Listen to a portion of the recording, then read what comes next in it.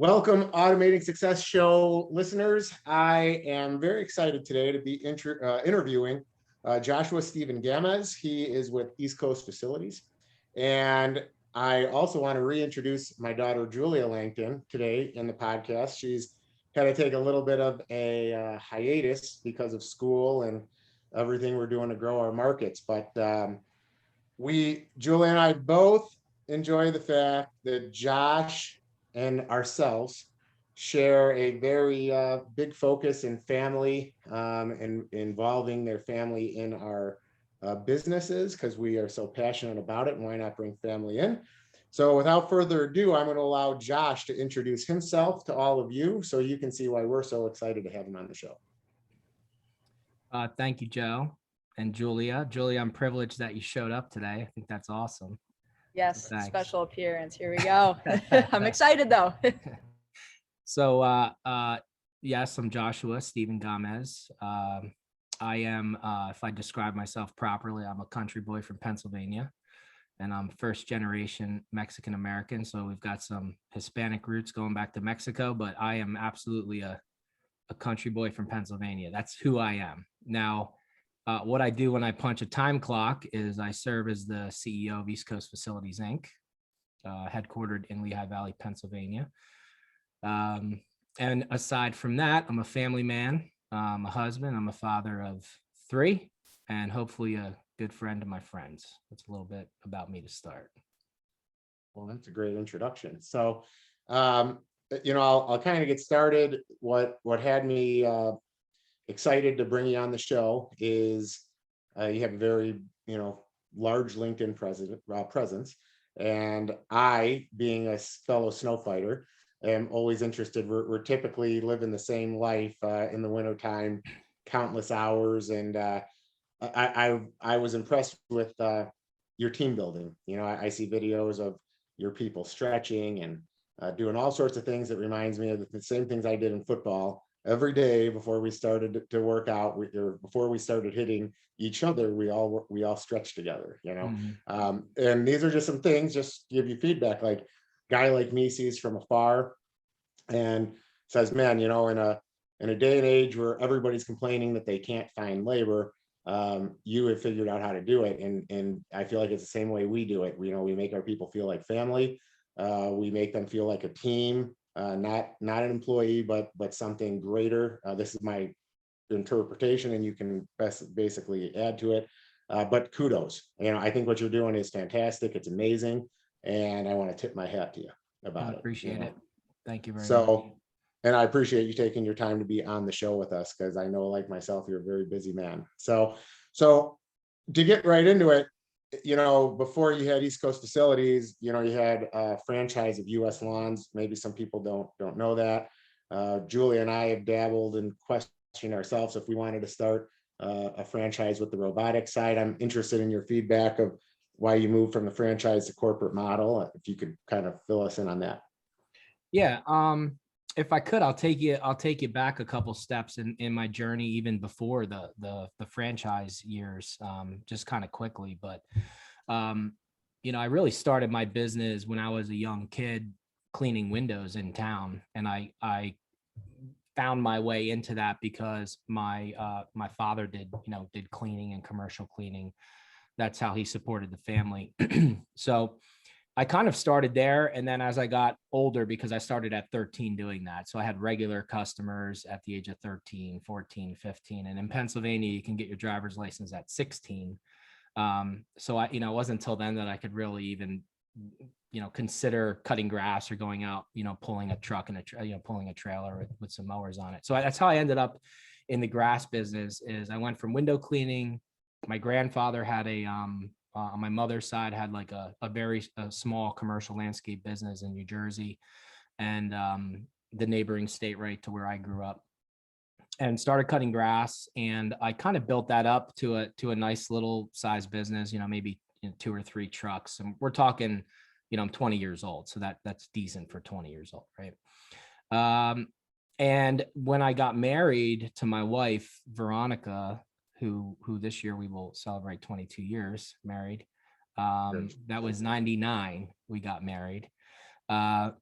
I actually was thinking to become a pro firefighter.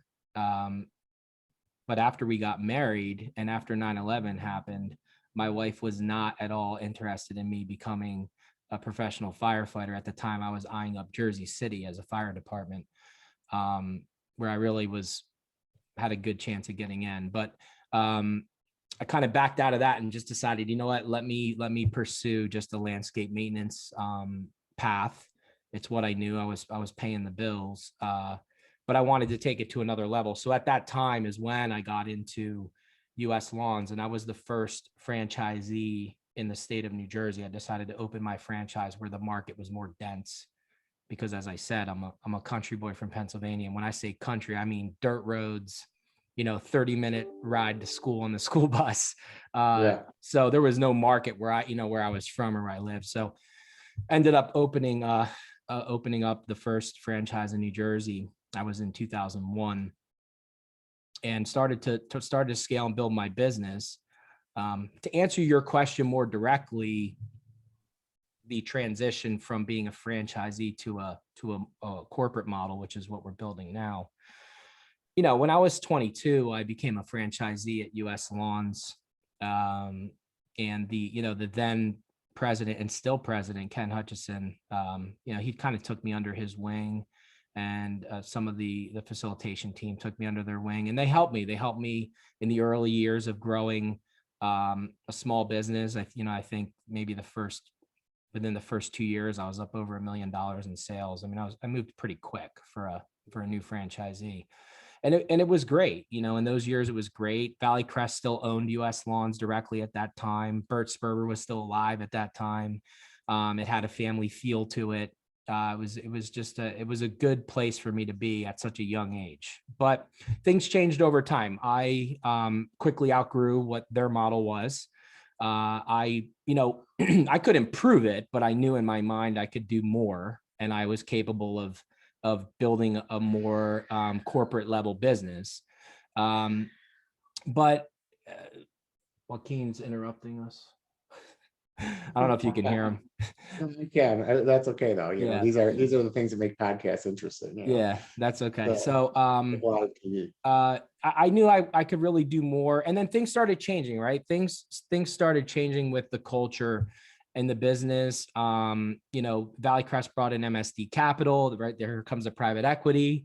So I got to taste that at an early age. And even though that was on the Valley Crest side, the culture started changing in US Lawns. Some of the focuses, some of the drive. And I just thought at a certain point, well, it's probably best if I exit. So, and the goals were pretty simple. Just take my business or build a business at another level. And so I exited in 2014, sold, my interests off, and I had actually wait 2 years of non-compete before I could really bring ECF, bring the monster alive. So it was quite a process, and quite an interesting history there, and experience that I gained over those years. I bet that 2 years made you pretty hungry though. That 2 years of non-compete had to have you just chomping, waiting, right? Well, yeah, I mean, so that's kind of period, Yeah, it's a great point. In 2015, I did launch ECF, but I couldn't perform landscape or snow services in the markets where, frankly, I had a lot of contacts, and I had a history, or even where I lived, right? So I couldn't really, launch the way I needed to or wanted to. So I focused on some of the other ancillary services we performed, and spent time building our infrastructure and getting it ready for really full launch. And in January 2017, that's when we kind of pulled the chain and just started going to town. And within a year, kind of people knew, or at least started hearing about this new East Coast Facilities Inc. Yeah. So, so now I kind of maybe understand. So you have a very wide variety of services. We're looking on the site. So, and now hearing a little bit of your background, I think I understand why, between the painting and stuff like that. So you want to explain to you how all of these things tie in for East Coast Facilities. Yeah, well, so interesting you mentioned painting. I kind of left that out of the mix, but not purposefully, but I'll comment on it. In 2008, and you probably remember that year where gasoline went from $1.80 a gallon to like Like $5. $4.30, Yeah, like yeah, immediately, right? Well, I yes, I didn't do. like that. I took exception to that. I didn't like the way that felt in such a in a business that utilizes, you know, fuel so much. So I actually invested in a commercial painting company in 2008, and I was running that while the U.S. Lawns franchises were operating. And by the way, my U.S. Lawns, kind of footprint grew to a 3-state market, 9 franchises over the years. I was one of the largest owners in the country at the time that I exited. But I had this painting company, and so what I did is when I did exit, we took the painting company, we rebranded it into East Coast Facilities Inc., and we continued painting, providing facility services.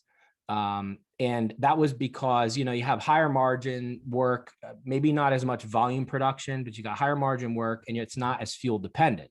And I had done that to diversify. So, we're like, it's odd because we can plow or take care of the landscape maintenance at these large, multi-million square foot properties, but we are literally fully capable and experienced to repaint, do capital painting, repaints on properties like that because of the history of the painting arm. So painting, seal coating, line striping, property maintenance, general repair maintenance, light concrete, asphalt repairs, landscape maintenance, snow removal.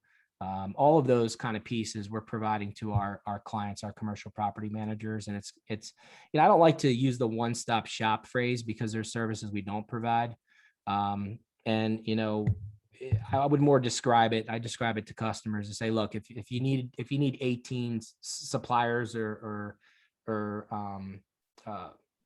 partners to handle these various maintenance services and repair services, we'll take you from 18 to 5. We're not going to cover all of them, but we'll take you 18 to 5. So that's kind of part of our value proposition.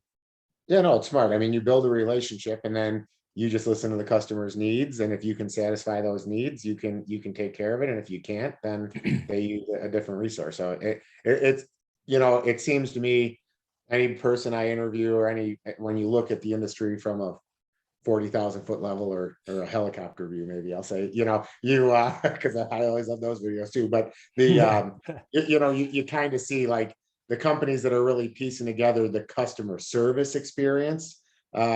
They're specializing in more things than just mow and blow. At the end of the day, the customer, it makes it a lot easier for a procurement manager to say, hey, 100%. I have this relationship and that's it. So the one key I'd like to throw in there though is that we're self-performing all these services, no matter what they are. So whether it's our climbers and bucket operators down in Florida, irrigation techs, right, all the way across the board, that is a core feature of our operations is that we do self-perform. So it's not like we're just, we'll take care of that for you and go find a subcontractor, right? So and this is another reason, Josh, why I was so excited to have you on the show, because we are literally we live like parallel life, just in different markets. Because that's the same thing with us. I get people all the time being like, man, why don't you start subbing out some of the snow? You could explode. And I'm like, because I lose, it's not so much I lose control, it's I lose quality control. It's like we can put metrics in place when it's an employee and say industry standard says this is how long it takes for you to plow. We can reward people when they're in the top 5% of that part of the company, and then we can retrain the bottom 5%. And if I had subcontractors, I could never do that. And at the end of the day, the customer doesn't see East Coast Facilities, they see someone else's truck out there, and then they get confused because they're trying to figure out who did I actually contract, right? And I think a lot of people in our industry miss the picture with that. How do you provide a high level customer experience when they don't even know who's on their site half the time, right? If they're on the site. That's exactly it. Yeah. I constantly wonder, because I'll talk, so like we work for Walmart in Chicago market, and I know you've just landed some big stuff with them, and you'll kind of bring this up to them, and I'll question, how do you think these other companies are going to manage those people?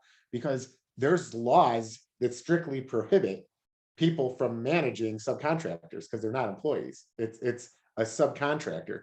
And so I always wonder, I mean, not to go completely sidetracked, but I'm hoping that there's going to be a shift in the industry. And I think it's going to take guys like us that truly can say, like, hey, you can go with that, but look at what you're missing out over here, and I don't know if you want to expand on that, but. Well, look, I think that what comes with self-performance of services comes control. And there's a greater cost to do it because we have to maintain a level of standards straight across our business units, right? So it's not like I can have, a $10 million umbrella and then expect all of my subcontractors to have $10 million umbrellas, right? They're never going to have it, right? Nor are they going to have the safety standards or the drug-free standards or the criminal background checks, pervasively throughout their system, and we can go on and on and on about all the things that get diluted as you go layer and layer and layer down below. So there's a greater amount of control, but it comes at a greater cost. There is a trade-off where we don't have to pay subs, so we have a higher margin on our operations, which of course helps us pay for fleet and some of these things. But let's face it, we can boil it down to a simple fact that self-performing is the hardest thing to do. And if I run a parallel line to that in everything else in life, eating good is hard to do. And working out is hard to do. And staying married is hard to do. And every single thing that's good in life is hard to do. Do you ever think about that? I mean, it's just the way it is. But it's sustainable. Sustainable. Yeah. If you work at what's hard, that's what creates sustainability in my mind. That's great. That's an awesome nugget right there, because that is so true. It's like everybody's always trying to find the easier way out, but the easier way out doesn't give you your best life or the best quality. No, not at all. No, and it's all stitched together. It's universal throughout your life.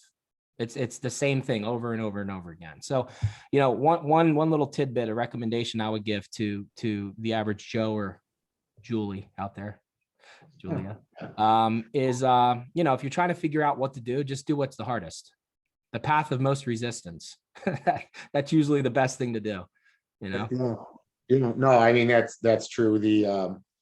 Well, like I said, I mean, not to even stay focused on just snow. I mean, it's like it goes to all the segments. Like you said, you can paint, but you're not going to sub it out, so you have control over what materials you're using. What you put in that contract for that customer, that's what you're going to give them.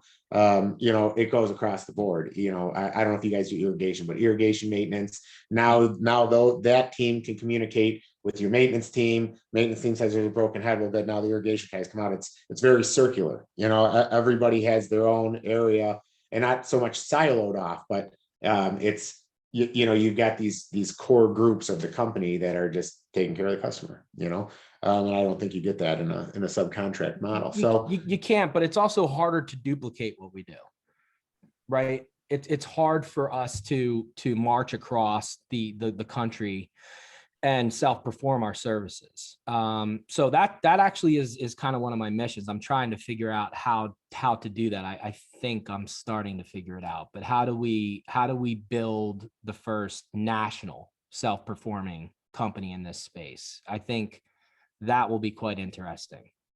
Yeah, no, I'd be interested to hear your thoughts on that. I mean, for me, Julia and I are having the same thing. I mean, not to shift gears because I want to stay focused on you, but with what we're doing in robotic mowing, there's a lot of companies that want to franchise people in, and quite frankly, there's not a lot of money in robotic mowing or in mowing is a certain, mowing in general. So then you go to a professional and you say, here, sign up for this franchise fee, and I'm going to take 11%.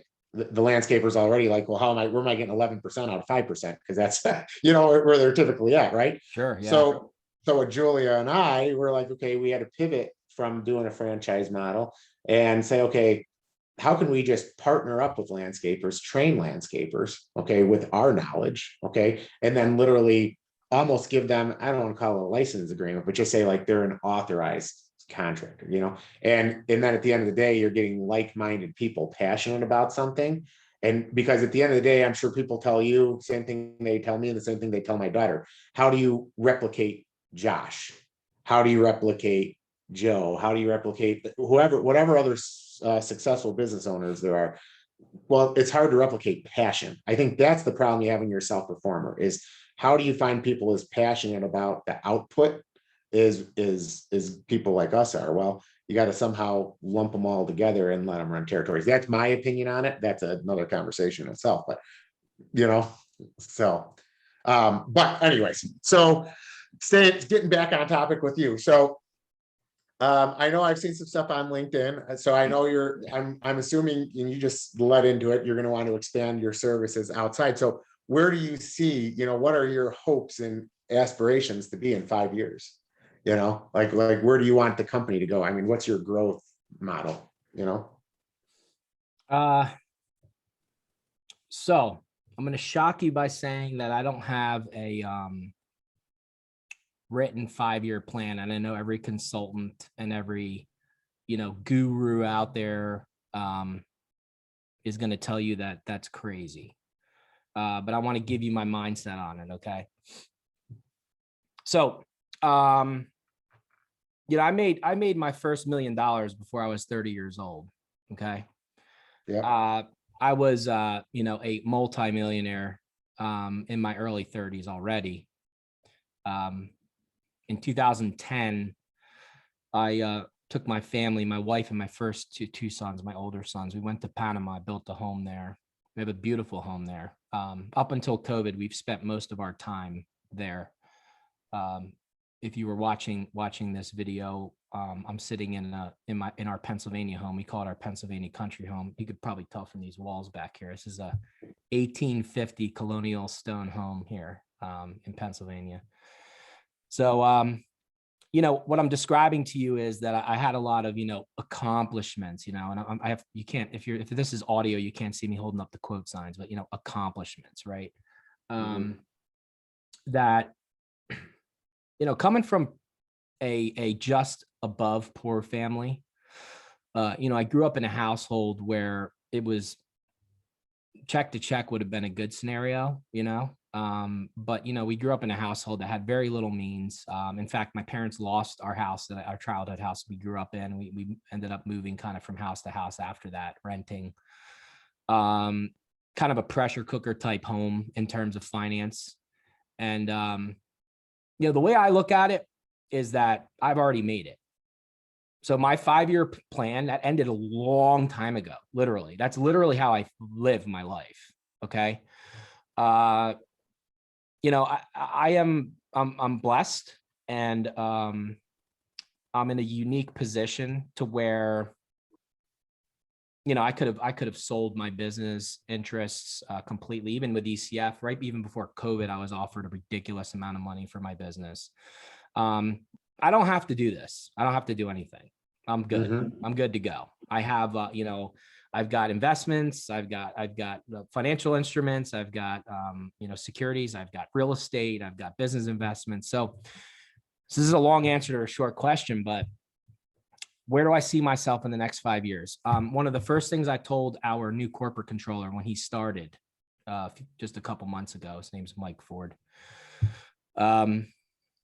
He said, well, where do you see yourself in 5 years? Everybody asks the same question.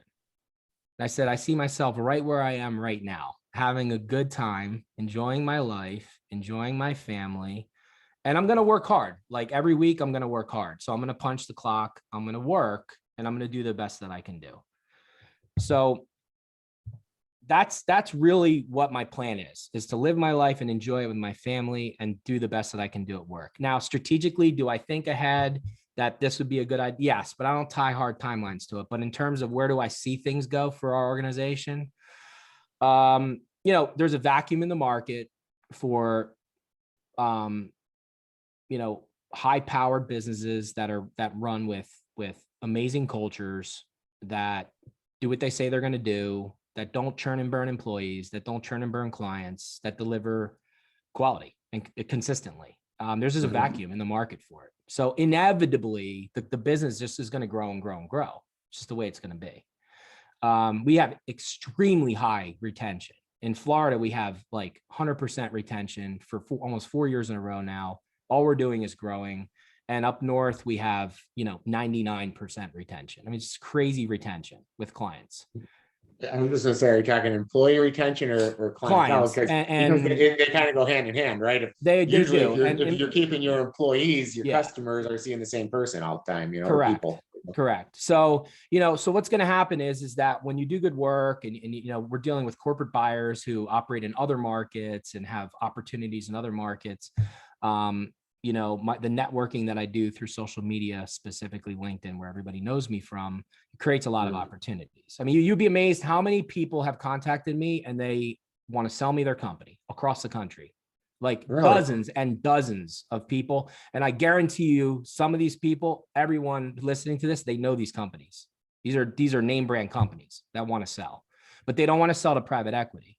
So, where I see it going is this is kind of the boiled down business plan. I'll give it to you. It's very simple. At the core, we're a snow removal company. That's what we are. Everything else we do wraps around snow. So we will continue to grow and expand our snow removal business footprint into strategic markets. We will look at acquisitions in the Midwest. We will look at acquisitions in New England. And eventually we will be in a lot of the strategic snow markets. We may be in your market one day, right?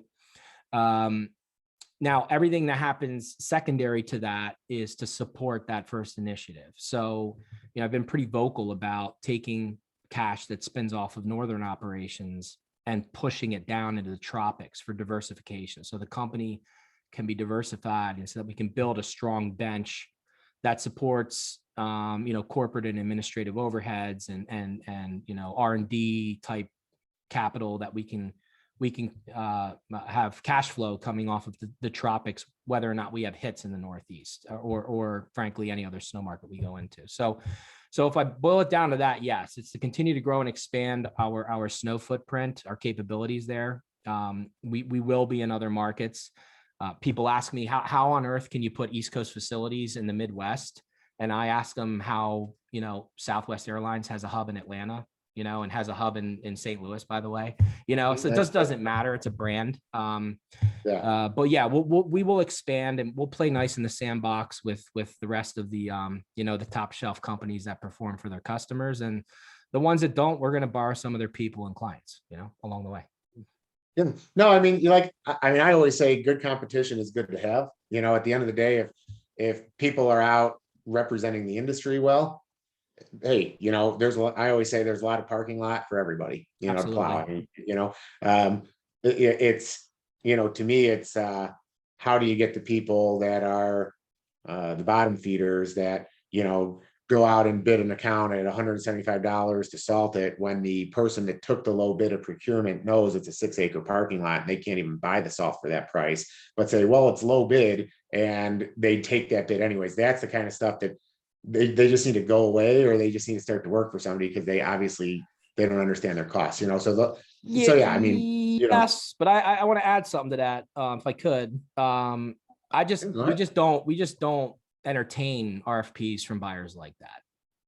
I mean, you could take your, I hope some of you would somehow listen to this. Maybe this will be a micro piece you can pull out, but if you're a buyer that goes low bid in a high risk service line, I'll just send me your RFP. I've got a paper shredder for it. We're not interested in it. We'll never be interested in it. So that's not going to power companies like ours, right? That's why we work with serious buyers, serious companies. And if the RFP is not qualified, I mean, it's going to be recycled paper, Yeah. See, it's crazy because I mean, it's like we do a lot of work for Costco's, right? Who do not take low bid. To them, they're member driven business. Their people have to push shopping carts, so it's real easy for me. I tell our people, listen, I don't care if you scrape 1/4 of an inch of snow every time through those mains. If you picture yourself, if you can't fill a shopping cart and push it out to a car, they're not making money. And what I do, and I'm sure you do the same type of thing, is I tell my stores, take a look at your revenue on a store that I plow during a snow event versus a competitor. It should be more, because people make a decision when it's snowing heavily, how much money or how much they're going to put in that shopping cart, because it's hard to push it to their car. So I tell my people that think like that, that customer will be happy. But then, we used to do a ton of Walmarts. We just did a bunch again, but we lost a bunch of them to a competitor here that I'll just leave nameless, that beat us by $20,000. And I drive past them and they're only salting 3 lanes in the front of the store where we're doing complete salting. And what sucked for us was, like, you walk back in, you're like, hey, here's pictures of last year. Here's pictures of this year. And like, it's 3-year bid, we're going to run it. So it's like, I do agree with what you said, but it does get discouraging. You know No, what I mean? of course. And unfortunately, when you look at a pie of a market, this market of serious buyers is 5% of a given market. It's a small sliver of the market. Which is why inherently, by the way, when we come to a city or a marketplace, we are not going to be king of the hill. We're going to take a sliver of the market. I mean, I've just described to you what that sliver looks like, though, but that's what we're going for, right? We're all eyes and all focus is on that. No, that's a great point. So, this show, I obviously it's called Automating Success. One of the things that I always notice, sounds like you're trying to build some in-house software for yourself. I've seen it on LinkedIn. I don't know if you want to talk about that. I'm sure you're going to want to talk about it from a very outside view because it is yours. But my daughter and I have built our own app for the robotics, because no one had something that was what we needed it to be. So it's just kind of another thing that was exciting when I saw what you're doing. Do you want to speak to any of that? Like, Yeah. or if you don't, I totally understand. I appreciate it. Yeah. When it comes to things like this, like kind of some trade craft and trade secret type stuff, even people have said to me along the way many times, and many different people who don't know each other, right? I get this often where they say, man, you put so much stuff out on LinkedIn. Aren't you afraid of like your competitors getting ideas from you or using this or using that? And kind of my attitude to this is, while I'm not prepared to hand over the code, right, to someone else, I can tell you that I can't dunk from I love basketball. I can't dunk from the foul line, Joe. LeBron can, I can't. He can show me everything. Oh, I put this foot first and this foot second, and then I jump at this. I eat this, I eat that, I lift this, I lift that. I don't care what he says to me or how he shows me. I'm never dunking from the foul line. Yeah. So I can show you that I can dunk from the foul line. Doesn't mean you can do it. So that's number one. So I share a lot because I think that the more we give, the better we're going to make the industry, and it's really not going to hurt us. It's just not. I don't think it is.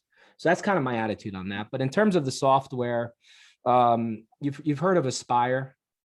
So everybody, a lot of the big companies are going to Aspire for their software. It's got a CRM straight through to estimating, proposal, fulfillment, time tracking. It's got a lot of the pieces that you need, and I think it's a good software. But when I looked at it, the snow removal pieces weren't there to manage a self-performing company and all the moving parts and all the nuts and bolts that go with a self-performing snow removal company, because we have tons of moving parts versus a company that's just pushing paper and subs. So I knew there was pieces that I kind of needed. So what I decided to do is just go it alone. And I knew this is a 5 or 10 year path. It's not a quick, it's not going to be a quick path, but I did partner up with a firm, vetted a bunch of firms, partnered up with a firm to actually build, start building the code. And me and an internal team, we architected out. We basically put it in front of the project managers and the developers, and they just make our, vision a reality, right? So we have weekly meetings with the software. What does it do today? It has a full CRM in it today. And it's completely customized to our workflows and the way that we operate and that I've learned to operate. But, unlike Salesforce, it'll kind of stop. Salesforce will stop at the opportunity stage when you put an opportunity in the system. Ours will actually allow you to build an estimating. It has estimating software in it. So all of our estimating is done through our software for every single service line. So seal coating, painting, snow, it's all done in one software, and it's all customized because it has the ability to build custom estimating templates for every scenario you could ever imagine, right? That's all done in the software. And then these estimates, they roll over to proposals, which get delivered to customers. So from, we call it lead to proposal, that's all built in the system already today. But for the snow side of it, which is really, really awesome, is it has a complete engineering system to where it houses all of our assets, all of our resources for snow, and it allows us to build complex operating plans, which basically, if I made it simple, this truck and this person and this attachment and, this machine are assigned to this site and this is the supervisor. You could do that in Excel, but at a certain point where you get bigger and bigger and bigger and bigger, you can no longer do it because you have the wheel loader in 2 places, or you have an attachment in 3 places, or, something gets messed up. So back to kind of what we said earlier, I see this as being one of the tools that I will use to scale the company because, I can now utilize this custom software to move into other markets and have control and have support for the team so that they can do all of their sales and their engineering and their fulfillment and everything through the software. So it's got 3 major modules built into it right now. I named 2. I can't name the 3rd right now yet. But it's got 3 major, it's a nuclear module. It's pretty awesome. I've got 3 major modules into it right now. 2 years of dev completed. I expect another 3 years of dev to get it really to the baseline of where I want it. But then after that, it'll just be consistent refinement. And I joke in the office. I hope the guys at Aspire listen to this at some point. You can do a micro clip on it. It's got to be so good that Aspire would pay me to not bring it to market. I mean, that's how it has to be, that good that they're going to have to write me a check to not bring it to market. Right. And when they hear it, they're all going to laugh. And they were just like, they were laughing in 2017 when I came up with this concept of East Coast, and they're not laughing anymore. So, it's an enterprise level software. It's not a game. It's a serious software being built. It's pretty awesome. So this might actually get my daughter talking, because she's on the show with us, and I'm wondering if she's even still there, but so Julia, no, I'm here. Actually, honestly, the way he speaks on it, I was literally just thinking, if I were picking teams for something, I don't even care what it is, kickball, a business, I don't care. I'm putting him on my team. That's what I'm thinking right now.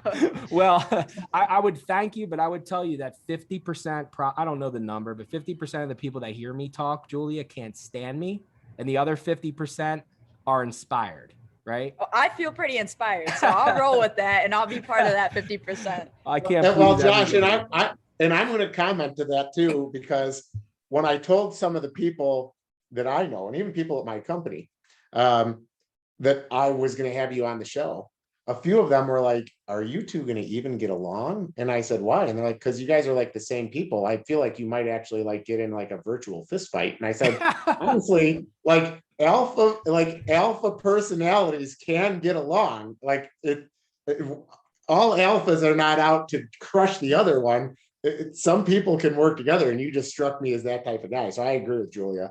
The reason I brought her up is, so first, we see all these robotic companies, and the same thing, like we've had, I've looked at Single Ops and Element and all these other companies, and they might have a solution for my landscape company where it's at right now to do, about 7 million. And if I wanted to stay where I was at, it would probably work out nicely. I don't think any of them really have a good solution for snow. Everything we do for snow is a lot on Excel. Like you just said, our efficiencies on a loader with a 14-foot pusher versus 16 or whatever, it's all Excel. And I'll give a free industry little tidbit. Maybe you could use it in your operation. We have salt containment pads now to make salt brine where we load our trucks, because we found when we load a truck, just the amount that we spill about 900 pounds in an event where we load 80 trucks. We can take that, make 12% brine, put it to a brine maker, bring it up to the 21 or 22%, and we reuse it. That's how efficient we've gotten in snow, right? And we're trying to figure out ways also to like capture that metric and tie it into all of our branches, right? But in the robot world, oh my gosh, I mean, nobody has a clue. And when you brought up how Aspire would be like laughing, I told Julia, let's start to make an app, and I'll let her comment a little bit what our app does to you. And let's get it to the point where somebody basically says, wow, we got to stop this, or just Yeah. figure out how to like partner, I never look at it as buy it. I always see it as partner with it, but Julia, like, you want to maybe explain to him our flow. Oh man, I don't know. He's putting me on the spot because he always explains it, and usually what happens is he speaks on it as I walk through it to somebody. So now he's switching everything up on me. Perfect. And I'm not gonna do as well of a explanation for it. Man. All right, well, let's crawl, walk, run. So take me through it, right? Take me through it, because I don't know anything about it at all. So there's a sales side and a technician side. So I guess walking through the sales side, you have the opportunity to create a lead, put all your information in, pick the product for the customer, map it out. To see, I already can see he would go so much more in depth You're than doing I just fine. try. The smile is. I think you're going to underestimate yourself, Julia.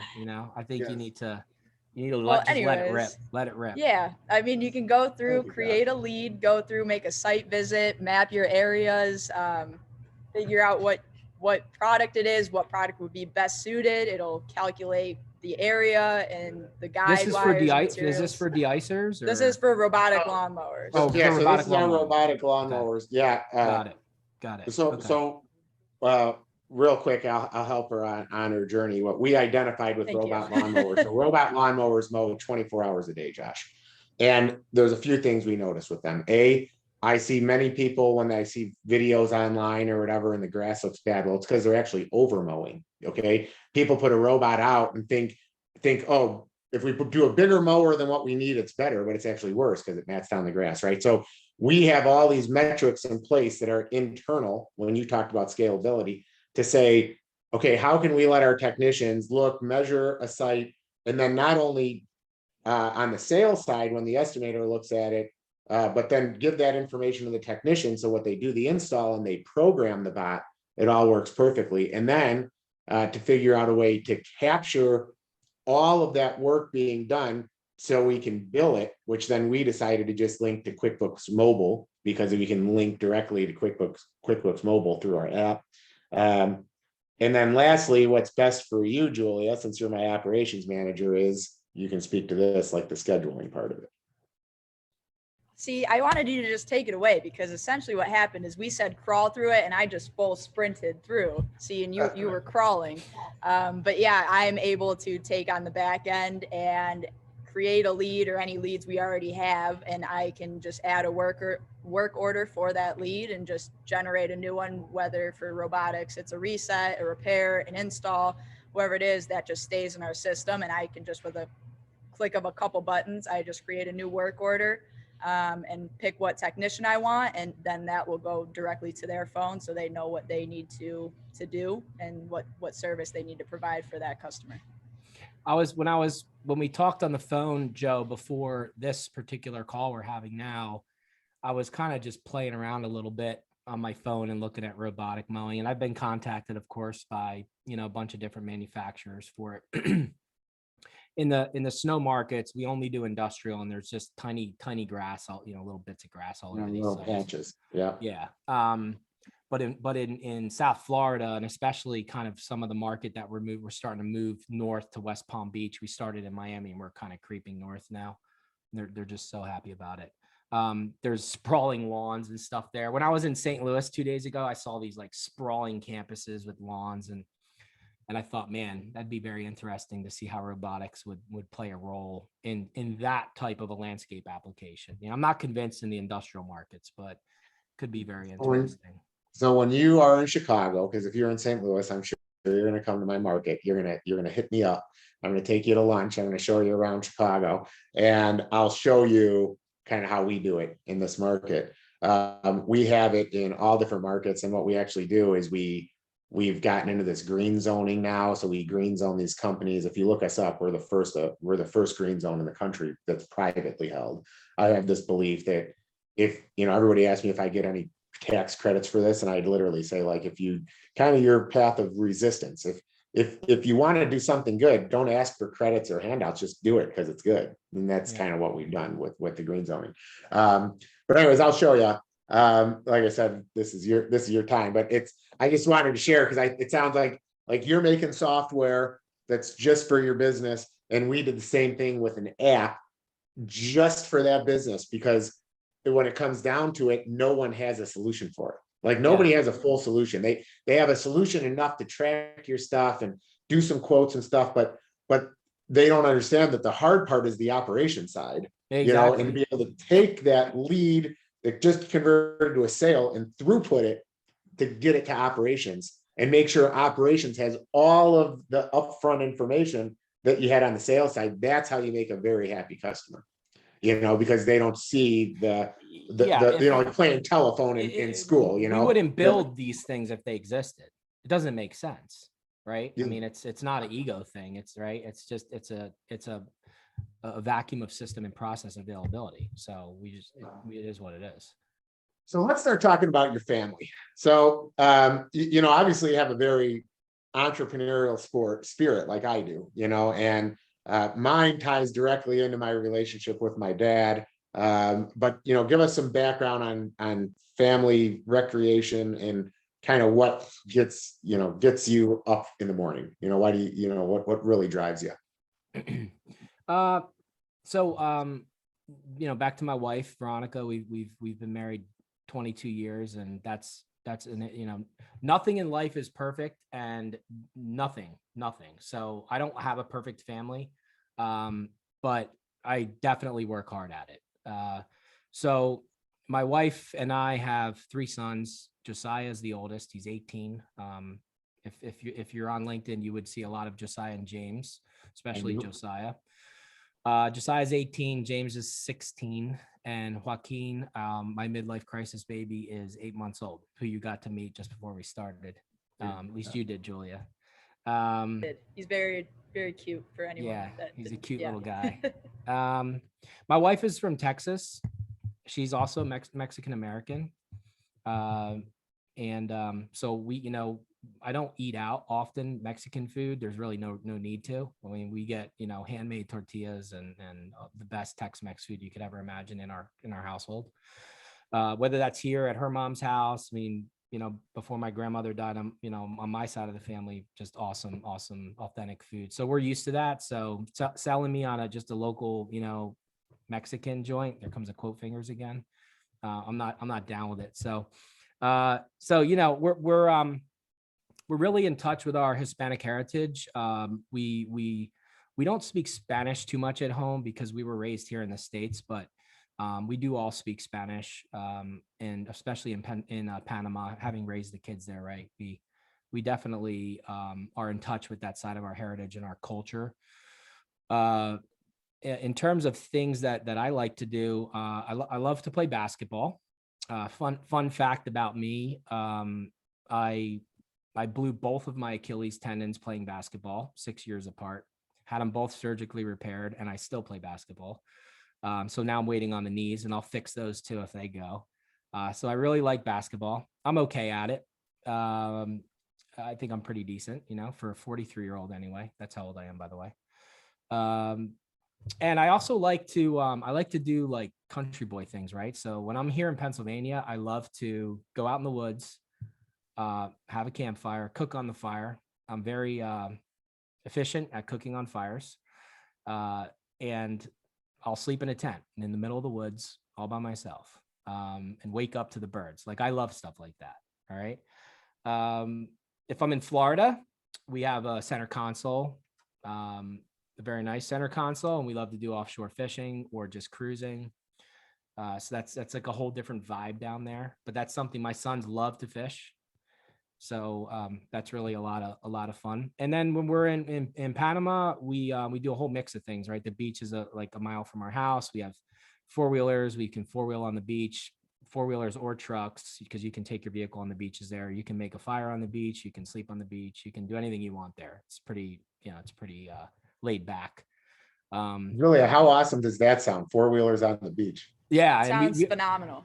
yeah, we just like go from our house to the beach on the 4-wheelers, which is We're pretty relocating after this episode, just awesome. Yeah, finding so a new place.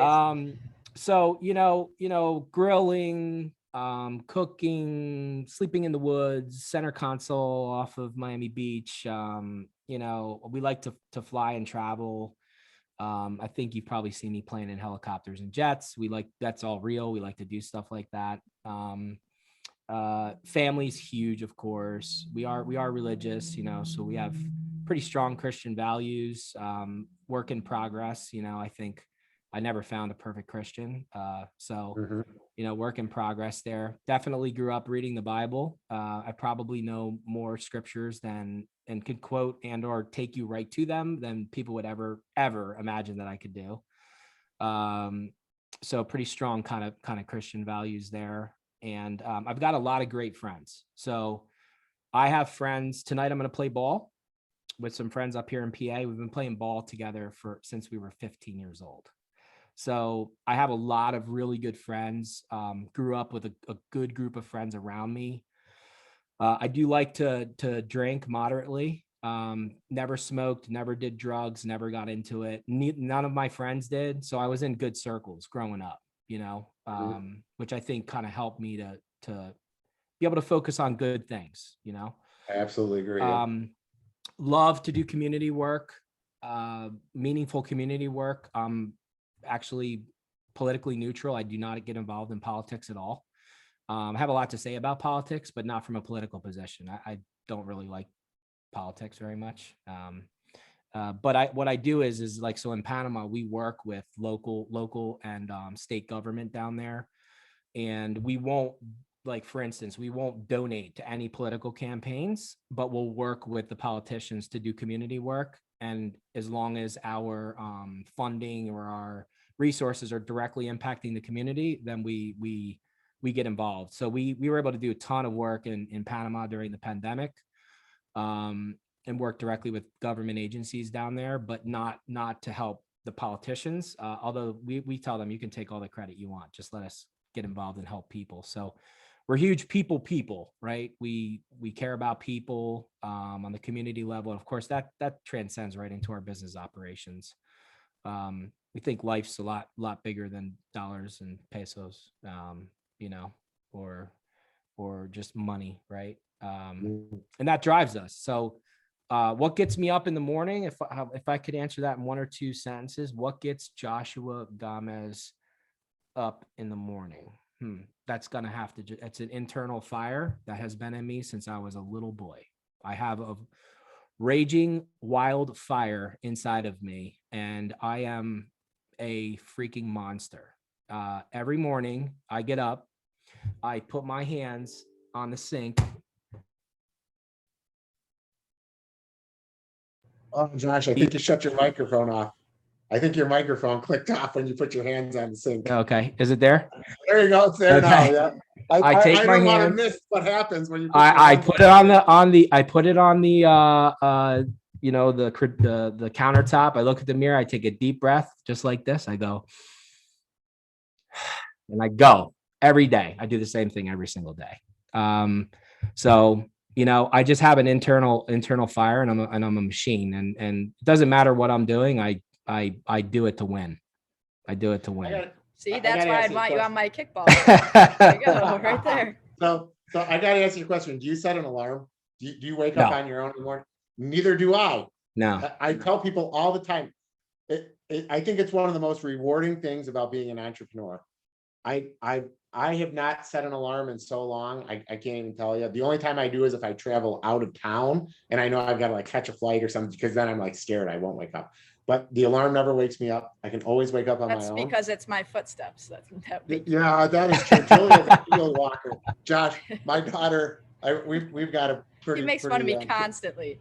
I'm worried. I'm worried she's gonna have like heel spurs one day. Like I hear her in the morning, like walking in her bedroom. I'm like, what is happening right now? But anyways, sorry, Jules.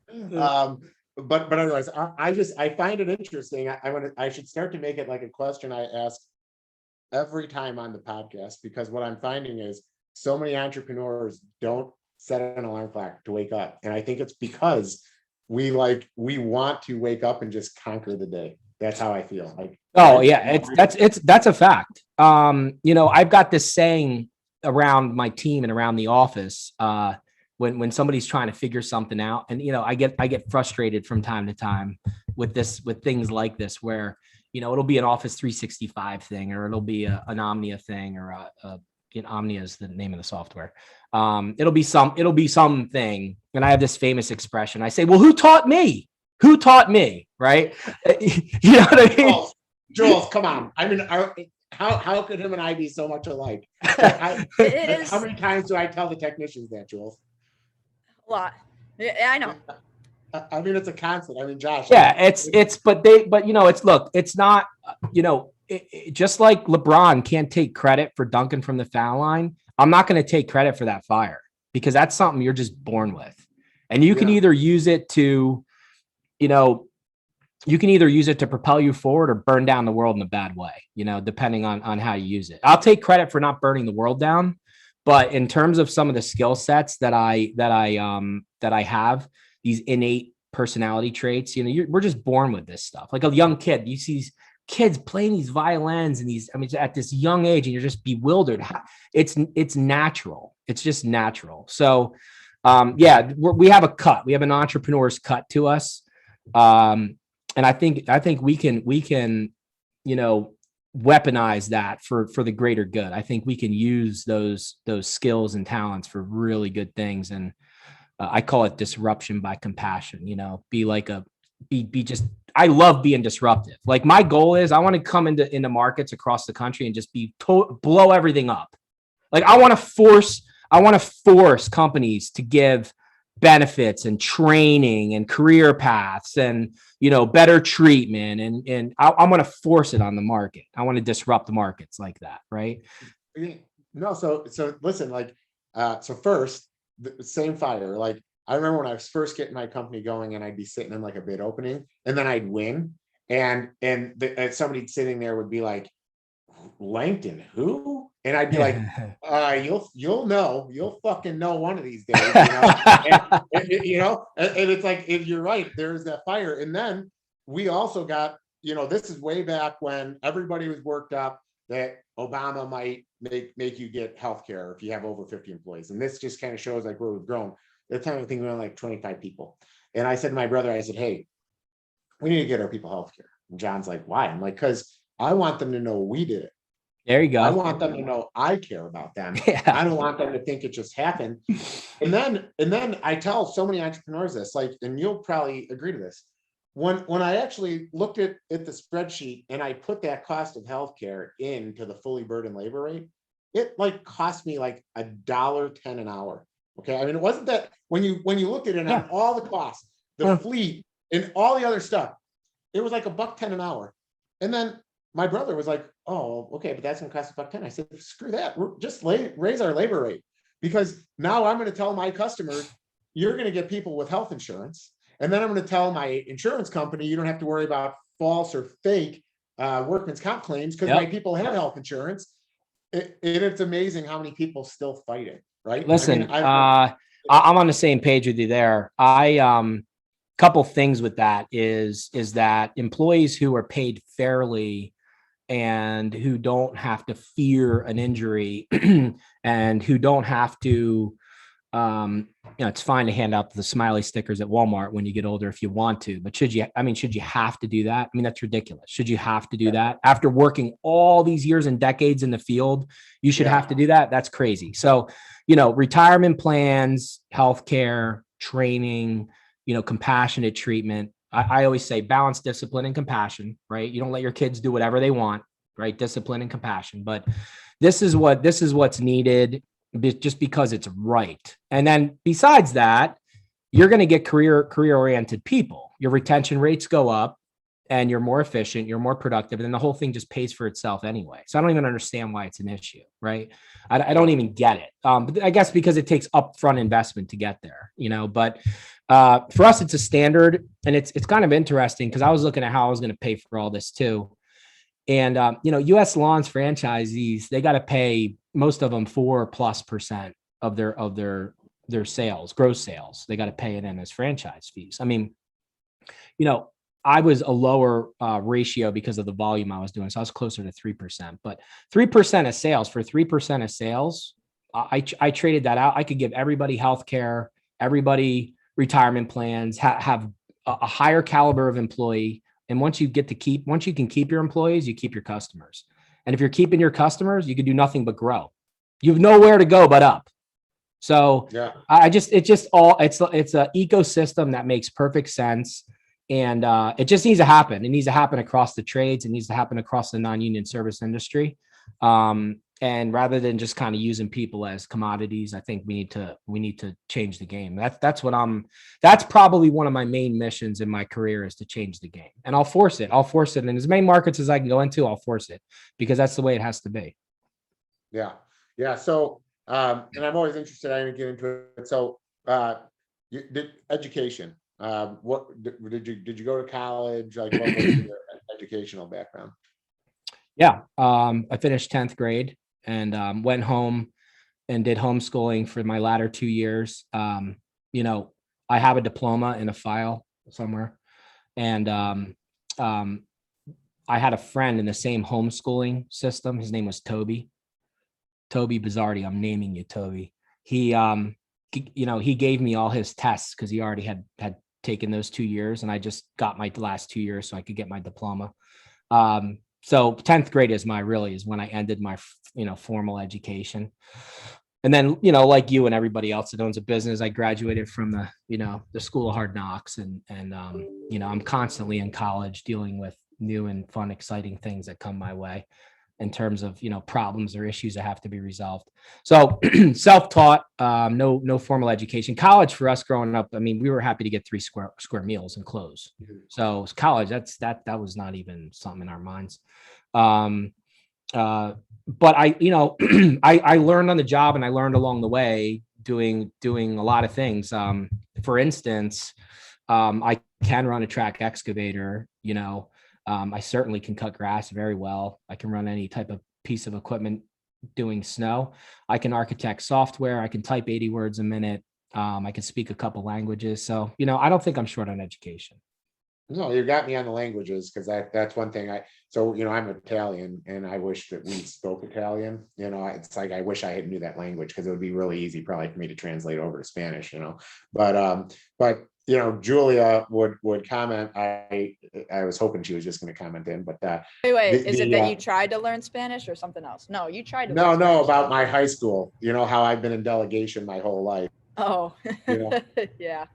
Yeah. So I when I look at high school, if I didn't have people that did my homework for me in high school, I probably would not Vicky, have shout passed. out Vicky. Yeah, my sister, exactly. My sister's super smart. She's a trauma ICU nurse, Josh, and I don't know if the school did it because they wanted me to play football so bad that they put my younger sister in every one of my classes, and so there was no way I could never not have homework, and I was golden. I mean, it was crazy, but yeah, no, I agree, and that's another thing that I think is crazy. All these entrepreneurs that just have this fire and passion. I think what happens, what puts us ahead of the curve, is we are self-learners, so we're constantly learning something new. So our education didn't stop when we graduated college. Yeah. Our education is every day, and all the time, and taking feedback loops from our field, from our team, and then saying, okay, this happened.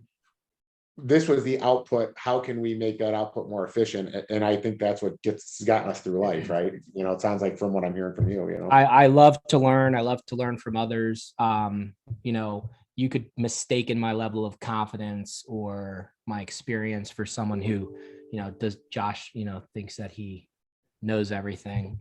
One of the most important things that I think I have figured out at this point in my life is that I know this much.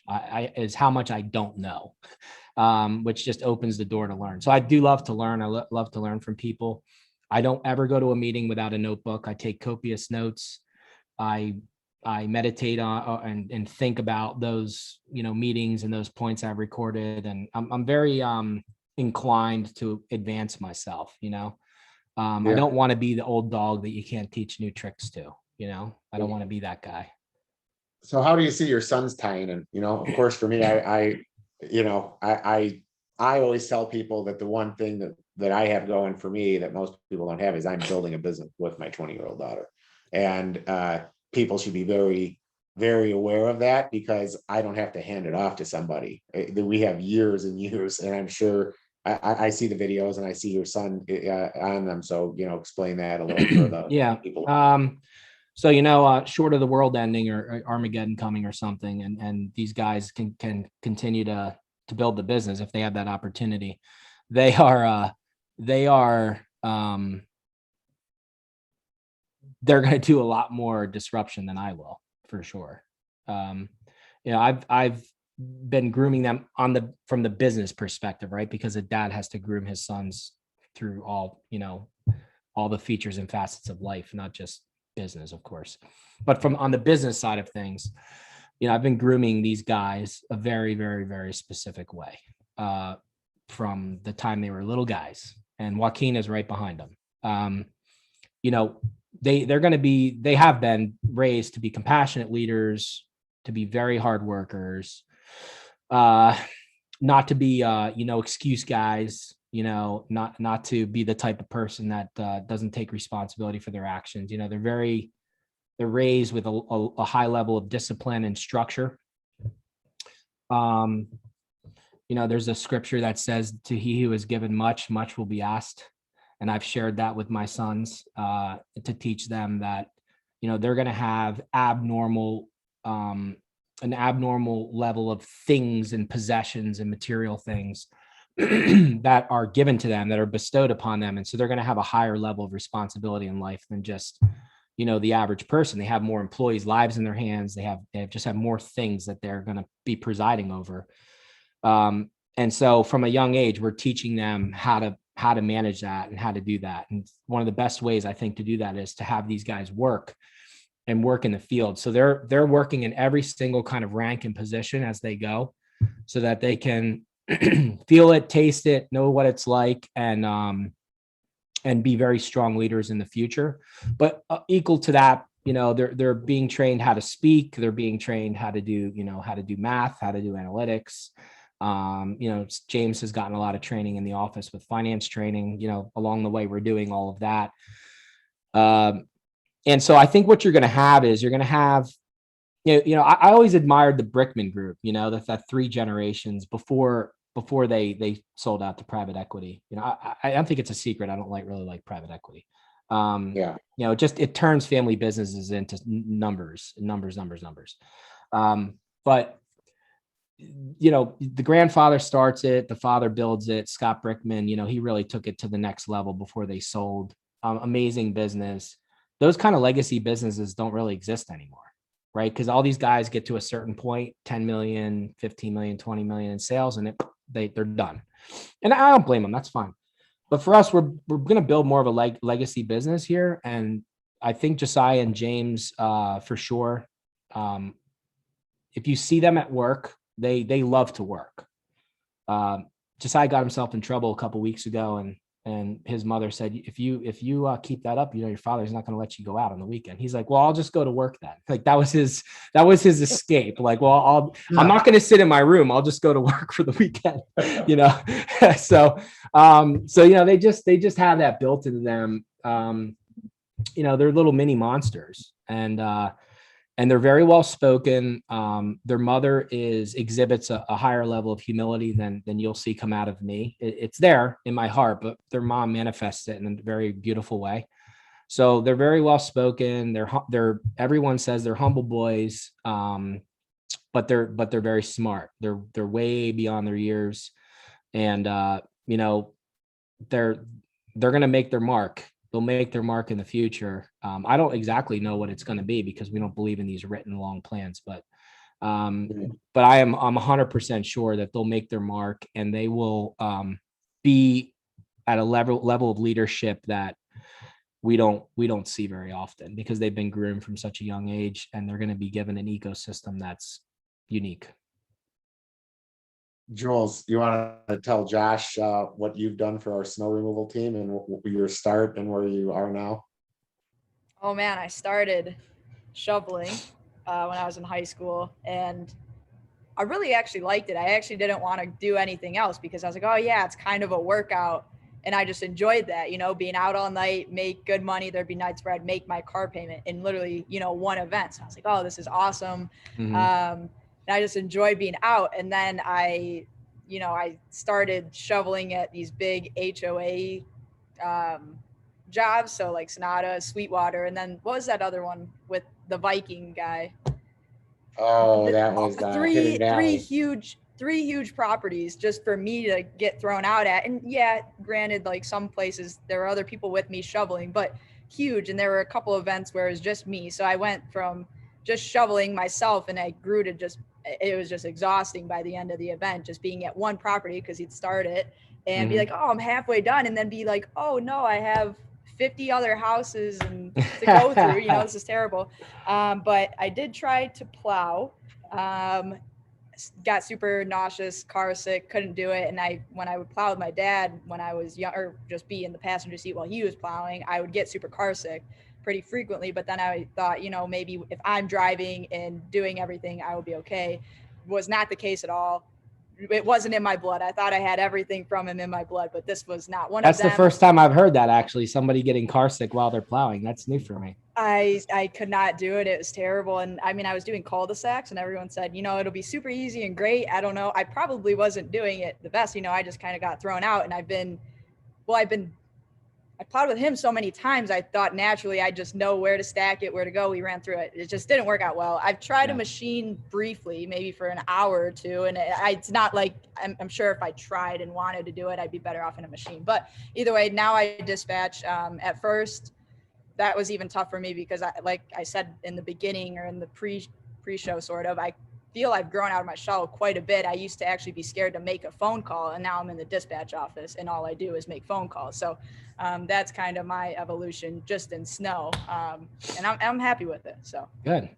That's good. Yeah. I can't tell right now that you'd be in a shell. I think though that if you're in a comfortable setting with just people you're comfortable with, you probably just go and go and go, I think. Yeah, it's a lot similar. When I'm comfortable and I know who I'm talking to and I know what I'm talking about, I am very similar to my dad. I mean, I think I talk a little bit less, but I still can talk for a long time. But yeah, I mean, when I'm comfortable, I'm good. Well, my wife is extremely, extremely quiet. She brought Joaquin over, you saw Joaquin, but you didn't see her because she's very, very shy. My wife is very shy, but they say opposites attract, right? So, right. But that's cool. That's good. It's awesome to see that you're working with your dad. And, I don't mean this in any type of arrogant way, but I get asked to do a lot of, podcasts, interviews, shows, collaborations. I get asked every week, something comes in, and I only take a few, but the fact that you were involved with your dad doing it, I thought that was, for me, that's like, I'm all about that. I think that's fantastic. So I'm proud of you. Yeah. Thank you. I appreciate it. What makes me so proud of her is, when she brought up, like, it's important to know that she wasn't supposed to be at those sites by herself. It's the fact that, the hardest thing for us to staff as self-performing snow removal companies are shovelers. Everybody thinks they can shovel snow until they start to shovel snow. Oh yeah. And then all of a sudden it's like, whoa, I'm out, Yeah. But what was amazing to me was, and she doesn't really give herself enough credit. The reason she's in dispatch now is the amount of respect she earned from all of our employees, that the father's daughter stood out there and shoveled that snow when everybody else ditched her and got that account done. Yep. And there were literal, like, from what I heard from some of my site managers, tears in her eyes because she was so like what the hell is happening? But she made it through, and the amount of respect she gained from that, you can't even put a value on it, Yeah. And that was really cool for me as a father looking at her. It's the same thing I would have done. It's the same thing you would have done. Somebody didn't show up, you got to get it done. And I always say, I'll never ask someone to do what I wouldn't do myself. And then to see her actually do it, it really makes me know that she's paying attention, and it makes being a parent literally the proudest thing on earth that we can do. It's the Absolutely. best thing on earth, you know? Yeah, couldn't agree more. That's something special, and that's what I consider higher education right there, is when you can set the example for your children to be a good member of the community, a good person, a hard worker, that's probably the best thing you could ever give to your community is good kids. Yeah. If we had good families, if every family unit was good, we would have great communities and we wouldn't have 90% of the problems we have on earth. That's Because true. families break down and the communities break down, and something as simple as being able to stick it out and get a job done, it says a lot about a family culture. Yeah. So we're getting to that time of the show where we're about ready to round it out. And the brain stumper, the ending show question I always ask people, what Josh wants his legacy to be. At the end of the day, when you don't want to get up and put your hand on the sink anymore and go conquer the world, what do you want to be remembered most for in this industry? In the industry, I want to be Or in life. Doesn't even have to be the industry. It could be yeah. life. I would want to be remembered to be a giving person. Not a person who was tight-fisted, not a person who had the ability to help others but didn't. I want to be known to have been a giving person in a meaningful way. Great answer. So a lot of people get stumped by that, but you just took the heartfelt, this is what it is answer. And I love that's what it is. Yeah. I would say that the people who know me, who are the closest to me and know me very well, they know and see that side of me. So that's how I'm trying to live my life. And, the more resources that I've built over time, I just have more opportunities to do more. And to me, that's a great privilege. Yeah. Awesome. Well, Josh, it's been a pleasure having you on the show. I hope it was as pleasurable for you as it was for us. And until next time. Yeah, I'll make sure I appreciate the opportunity to be here with you. And, I look forward to having some dinner with you out in Illinois. Awesome. All right, stick around. I'm going to end it, but stick it out here. Hold on one second.